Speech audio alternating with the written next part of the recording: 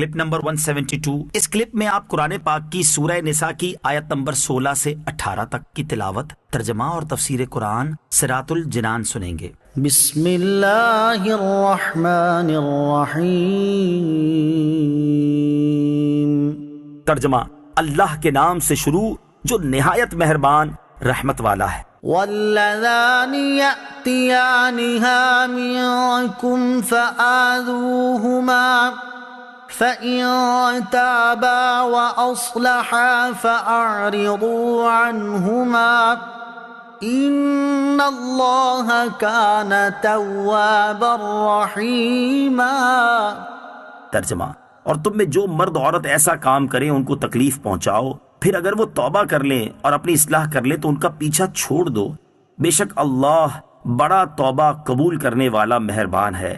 فآذوہما، ان دونوں کو تکلیف پہنچاؤ۔ بے حیائی کا ارتکاب کرنے والوں کے متعلق سزا کا بیان کرتے ہوئے فرمایا کہ انہیں ایذا دو، جیسے جھڑک کر، برا بھلا کہہ کر، شرم دلا کر، جوتیاں وغیرہ مار کر، زبانی اور بدنی دونوں طرح سے ایذا دو۔ زنا کی سزا پہلے ایذا دینا مقرر کی گئی، پھر قید کرنا، پھر کوڑے مارنا یا سنگسار کرنا۔ یہ آیت بھی حد زنا کی آیت سے منسوخ ہے۔ بعض علماء نے فرمایا کہ پچھلی آیت میں فاحشہ سے مراد خود عورت کا عورت سے بے حیائی کا کام کرنا ہے۔ واللذان یأتیانہا سے مرد کا مرد سے لواطت کرنا مراد ہے۔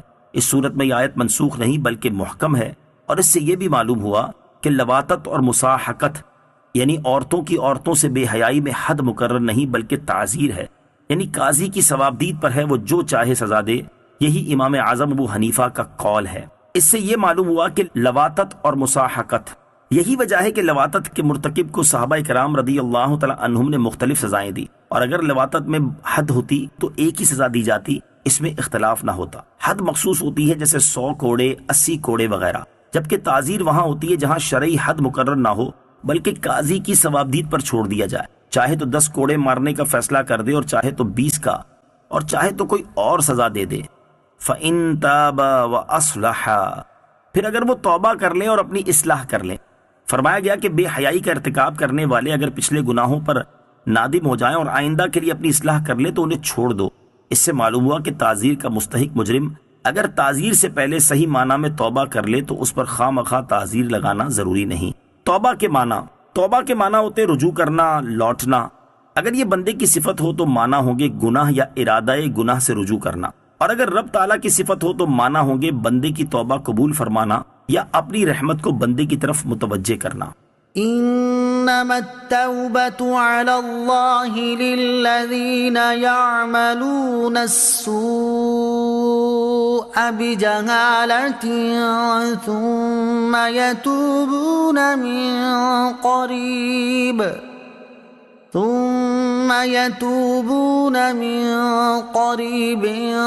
فأولئك يتوب الله عليهم وَكَانَ اللَّهُ عَلِيمًا حَكِيمًا۔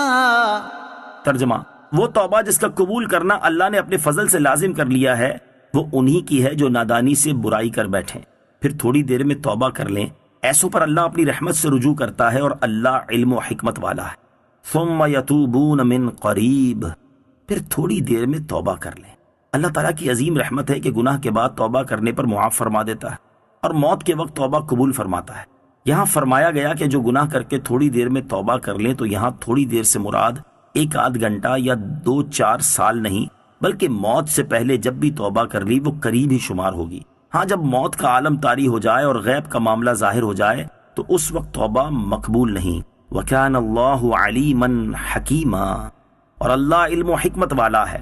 اسلام میں توبہ کا قانون بنانا عین حکمت و علم پر مبنی ہے۔ جن دینوں میں توبہ نہیں ان کے ماننے والے گناہ پر زیادہ دلیر ہوتے ہیں، کیونکہ مایوسی جرم پر دلیر کر دیتی ہے اور معافی کی امید توبہ پر ابھارتی ہے۔ جس شخص کو پھانسی کی سزا سنا دی گئی ہو اسے سب سے جدا قید میں رکھا جاتا ہے تاکہ کسی اور کو قتل نہ کر دے، کیونکہ وہ اپنی زندگی سے مایوس ہو چکا ہے، اور جسے ایک مقررہ مدت تک سزا کے بعد رہائی کا حکم ہوا اسے دیگر مجرموں کے ساتھ قید میں رکھا جاتا ہے۔ اس سے یہ خطرہ نہیں ہوتا کیونکہ اسے رہائی کی امید ہے۔ وَلَيْسَتِ التَّوْبَةُ لِلَّذِينَ يَعْمَلُونَ السَّيِّئَاتِ حتى إذا حضر أحدهم الموت قال إني تبت الآن ولا الذين يموتون وهم كفار أولئك أعتدنا لهم عذابا أليما۔ ترجمہ، اور ان لوگوں کی توبہ نہیں جو گناہوں میں لگے رہتے ہیں، یہاں تک کہ جب ان میں کسی کو موت آئے تو کہنے لگے اب میں نے توبہ کی، اور نہ ان لوگوں کی کوئی توبہ ہے جو کفر کی حالت میں مرے، ان کے لیے ہم نے دردناک عذاب تیار کر رکھا ہے۔ وَلَيْسَتِ التَّوْبَةُ، اور توبہ قبول نہیں۔ اوپر والی آیت میں توبہ کی قبولیت کا جو وعدہ گزرا اس کی وضاحت کر دی گئی۔ اب ان افراد کے بارے میں بتایا جا رہا ہے کہ جن کی توبہ قبول نہ ہوگی۔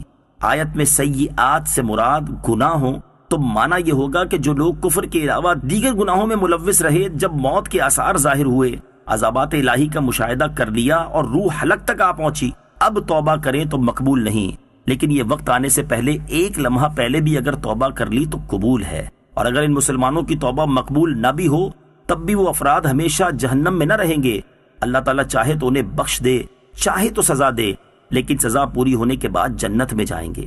البتہ وہ لوگ جو کافر مرے، قیامت کے دن ان کی توبہ قبول نہیں، یعنی کسی صورت نجات نہ پائیں گے، ہمیشہ ہمیشہ جہنم کے عذاب میں مبتلا رہیں گے۔ ایک قول یہ ہے کہ آیت میں سیئات سے مراد کفر ہے۔ اس صورت میں معنی یہ ہوگا کہ وہ کفار جو موت کے آثار دیکھ کر، یعنی غیب کا مشاہدہ کرنے کے بعد اپنے کفر سے توبہ کریں اور اپنے ایمان کا اقرار کریں، تو ان کی یہ توبہ اور اقرار ایمان قابل قبول نہیں۔ ایسی توبہ تو فرعون نے بھی کی تھی۔ یوں ہی وہ لوگ جو حالت کفر میں مر گئے، یعنی بوقت موت بھی توبہ نہ کی، تو وہ ہمیشہ کے لیے جہنم کی سزا پائیں گے۔ کافر کے لیے دعائے مغفرت کرنے کا شرعی حکم، جو کسی کافر کے لیے اس کے مرنے کے بعد اس کے کفر کا علم ہونے کی صورت میں دعائے مغفرت کرے، یا کسی مردہ مرتد کو مرحوم یا مغفور کہے، یا کسی مرے ہوئے ہندو کو بیکنٹھ باشی یعنی جنتی کہے، وہ خود کافر ہے۔ اللہ تعالیٰ ارشاد فرماتا ہے ما كان للنبي والذين آمنوا أن يستغفروا للمشركين ولو كانوا